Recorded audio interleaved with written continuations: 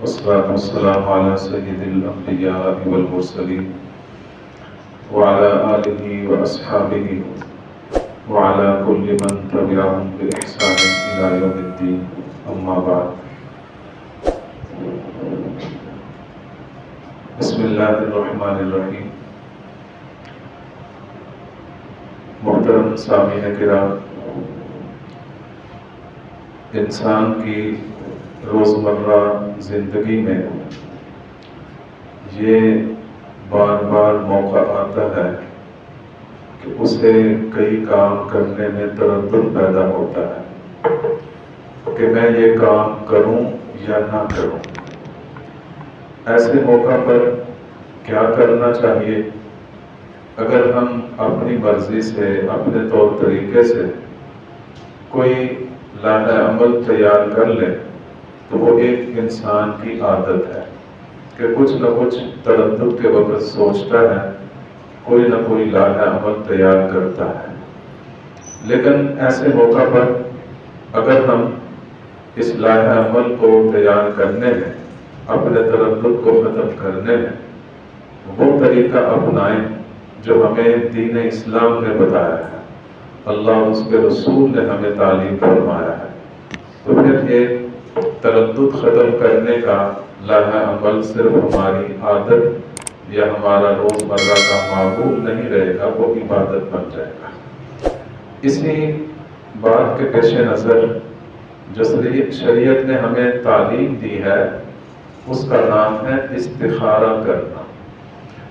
استخارہ کرنے میں کن باتوں کا خیال رکھنا ہے، ان میں سے چند اہم باتیں اس وقت ہم سبق میں سیکھیں گے. سب سے پہلی بات یہ ہے کہ حضرت جابر رضی اللہ تعالی عنہ سے روایت ہے، بخاری شریف میں یہ روایت مروی ہے.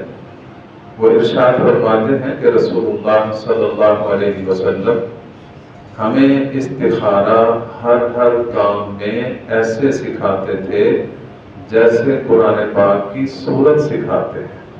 یعنی اتنا اہتمام سے دعائے استخارہ ہمیں رسول اللہ صلی اللہ علیہ وسلم سکھایا کرتے تھے. تو معلوم ہوا کہ استخارہ ہر کام میں کرنا چاہیے جس میں بھی آدمی کو تردد پیدا ہو. لیکن وہ کام شریعت میں پہلے سے اگر مقرر ہے تو پھر تو استخارہ کرنے کی ضرورت ہی نہیں ہے. مثلا جب اذان ہوئی ہے تو نماز پڑھنی ہی پڑھنی ہے، وہاں تو نہیں ہے کہ پہلے استخارہ کریں نماز پڑھے کہ نہ پڑھے. جو چیزیں شریعت نے طے کر دی ہیں وہ تو کرنی ہی کرنی ہے. ہاں کچھ ایسے کام آدمی کے ہوتے ہیں کہ جس میں اسے تردد ہوتا ہے. مثلا عمرہ کرنے جانا ہے تو دین کا کام، لیکن کس مہینے جاؤں، ابھی جاؤں یا کچھ دیر بعد جاؤں، تو اس میں آدمی کو تردد ہو سکتا ہے. ویسے تو نیکی میں دیر نہیں کرنی چاہیے، لیکن اس تردد کو ختم کرنے کے لیے استخارہ کیا جا سکتا ہے. کسی بچے کی شادی کرنی ہے، کہیں کوئی پلاٹ خریدنا ہے، کوئی کاروبار کرنا ہے، ان چیزوں میں تردد پیدا ہوتا ہے. تو ایسے موقع پر مشرکین کا طریقہ تو یہ تھا کہ وہ اپنے بتوں کے پاس جا کر وہاں تیر اندازی کر لیا کرتے تھے، ترکش سے تیر نکالتے تھے اور وہاں سے کوئی نہ کوئی تیر نکال کر کسی پہ لکھا ہوتا افعل کر لو، کسی پہ لکھا ہوتا لا تفعل نہ کرو، تو وہ اس کے مطابق عمل کرتے.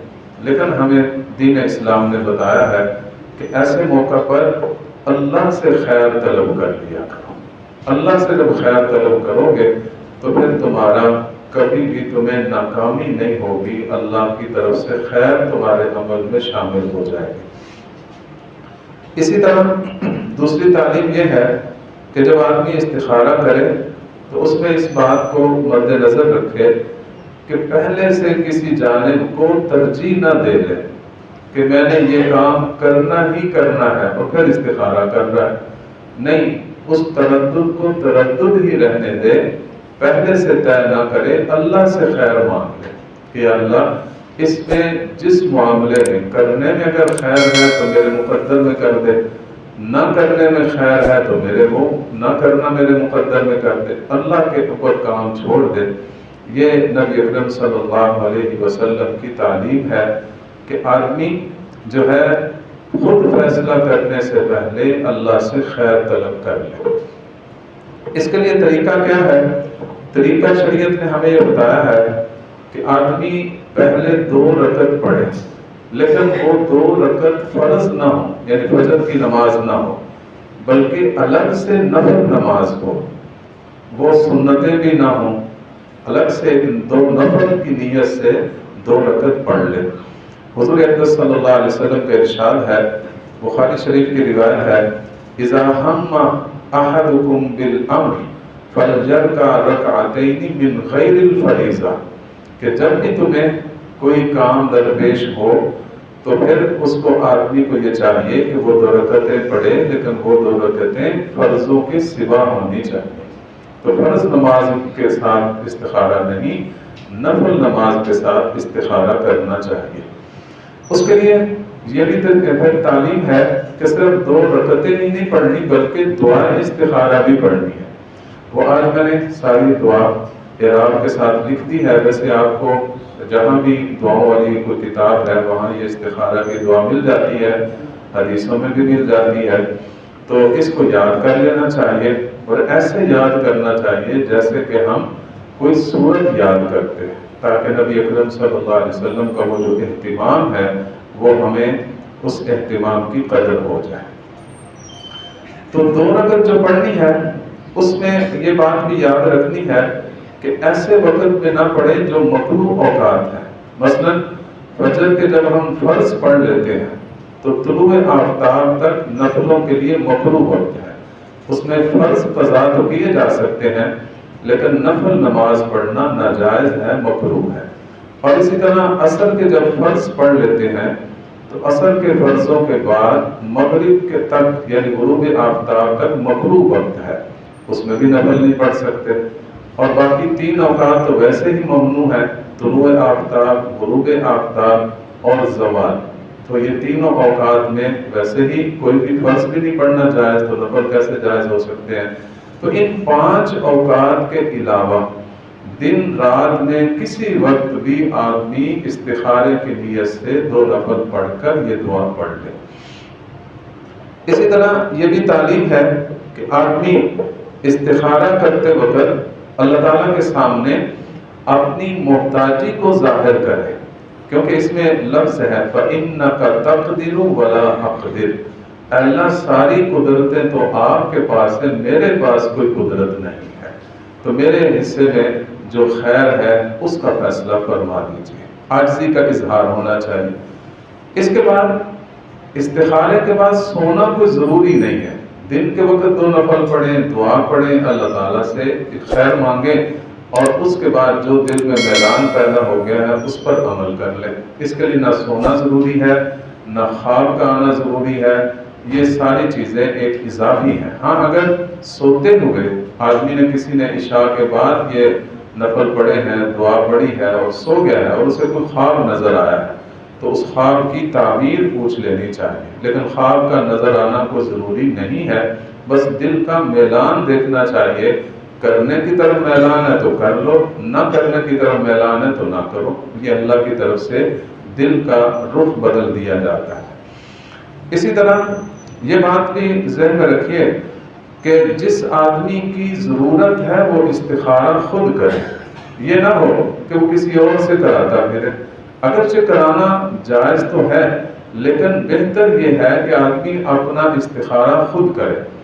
اس کی واضح دلیل یہ ہے کہ نبی اکرم صلی اللہ علیہ وسلم کے زمانے میں آپ نے صحابہ کرام کے لیے کسی ایک صحابی کے لیے استخارہ نہیں کیا، سارے صحابہ کو خود دعا سیکھنے کا حکم دیا کہ یہ تم دعا خود سیکھو اور اپنا استخارہ خود کرو، اور کسی صحابی نے پوری زندگی میں کبھی بھی حضور اقدس صلی اللہ علیہ وسلم سے یہ نہیں کہا کہ میرا یہ کام ہے آپ استخارہ کر کے بتائیں، حالانکہ آپ پر تو وحی بھی آتی تھی، اللہ تعالیٰ سے بات بھی فرما لیتے تھے اور جبرائیل امین بھی تشریف لاتے تھے، اللہ سے پوچھا بھی جا سکتا تھا، لیکن پوری زندگی میں کسی صحابی نے بھی حضور اقدس صلی اللہ علیہ وسلم سے استخارہ نہیں کروایا، ہر صحابی نے اپنا استخارہ خود کیا ہے۔ تو جس کو ضرورت ہے وہ اپنا استخارہ خود کر لے۔ اسی طرح آدمی استخارے میں اس بات کو بھی مد نظر رکھے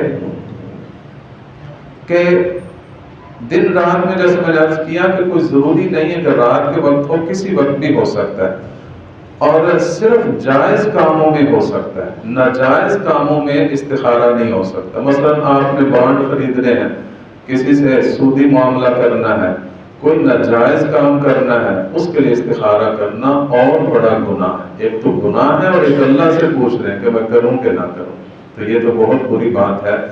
جائز کاموں میں استخارہ ہونا چاہیے، اور یہ در حقیقت ایک مشورہ ہوتا ہے، اور اللہ سے مشورہ ہمیشہ خیر کے کاموں میں لیا جا سکتا ہے، برے کاموں میں نہیں لیا جا سکتا۔ استخارے کے بارے میں بڑے غلط قسم کے یہ باتیں مشہور ہیں، ان کی میں ذرا وضاحت کر دوں۔ کوئی آدمی یہ کہتا ہے استخارہ کرنے کے بعد کسی سے بات نہیں کرنی، بغیر بات کیے سونا ہے، یہ بات بھی غلط ہے۔ قبلہ رخ ہو کر لیٹنا ہے، ویسے تو قبلہ رخ ہو کر لیٹنا مصنون طریقہ ہے، لیکن استخارے کے لیے کوئی لازمی نہیں ہے کہ لیٹے، اور لیٹے بھی قبلہ رخ ہو کر تب استخارہ پورا ہوگا، ایسی کوئی بات نہیں ہے۔ اسی طرح سونا کوئی ضروری نہیں ہے، بس آپ نے ظہر کے بعد پڑھے، فجر اور طلوع آفتاب کے بعد نفل پڑھے، مغرب کے بعد پڑھے، اور آپ نے یہ دعا پڑھ لی، آپ کا استخارہ ہو گیا ہے۔ سونا کوئی ضروری نہیں ہے۔ اسی طرح خواب کا انتظار کرنا بھی کوئی ضروری نہیں ہے۔ اسی طرح یہ دیکھنا کہ کون سا رنگ نظر آئے گا، اگر سرخ رنگ نظر آئے گا تو خطرہ ہے، سبز رنگ نظر آئے گا تو اس میں اشارہ ہے کر لو، ایسی کوئی بات نہیں۔ کسی بزرگ کا خواب میں نظر آنا یہ بھی کوئی ضروری نہیں ہے۔ فلاں وقت ہونا چاہیے، فلاں وقت نہیں ہونا چاہیے، یہ بھی لوگوں نے اپنی طرف سے بنایا ہوا ہے۔ کسی قسم کا کشف ہو جانا، الہام ہو جانا، یہ بھی ضروری نہیں ہے۔ فرشتے کا نظر آنا یہ بھی ضروری نہیں ہے۔ یہ سب ایک ایسی باتیں ہیں جو بے بنیاد لوگوں میں مشہور ہو گئی ہیں۔ استخارہ بس یہ ہے کہ 2 رکعت نفل پڑھے، اس کے بعد یہ دعا پڑھے، اور اللہ تعالیٰ سے جہاں جہاں حاصل امر، میں نے لائنیں لگا دی ہیں، یہاں حاصل امر اگر آپ کو عربی آتی ہے تو یہاں حاصل امر کی جگہ اپنا کام بتا دیں کہ میں نے یہ کام کرنا ہے، تو وہ کام آپ اللہ تعالیٰ کو بتا دیں۔ یا پھر یہ ہے کہ حاصل امر کی جگہ پہ حاصل امر کی جگہ پہ نیت کر لیں کہ میں نے یہ جو کام کرنا ہے، مثلا بچے کی شادی کرنی ہے، اس کا ولیمہ کرنا ہے، فلاں کاروبار کرنا ہے، فلاں چیز خریدنی ہے، جو ذہن میں کام ہے اس کا تصور کر کے حاصل امر کا لفظ بولتے جائے تو انشاءاللہ یہ اللہ سے خیر مانگی جائے گی۔ اور حدیث پاک میں آتا ہے ما خاب من استخار وما ندم من استشار، طبرانی شریف کی روایت ہے کہ جس بندے نے استخارہ کر لیا وہ کبھی ناکام نہیں ہوتا، اور جس نے مشورہ کر لیا وہ کبھی پشیمان نہیں ہوتا۔ اللہ تعالیٰ ہم سب کو اپنی تمام عادات کو عبادت بنانے کی توفیق۔ 9 نمبر رہ گیا، اس کے بارے میں بتا دیں۔ جی یہ اسپیکر نہیں ساتھ دے رہا۔ بیٹھا نا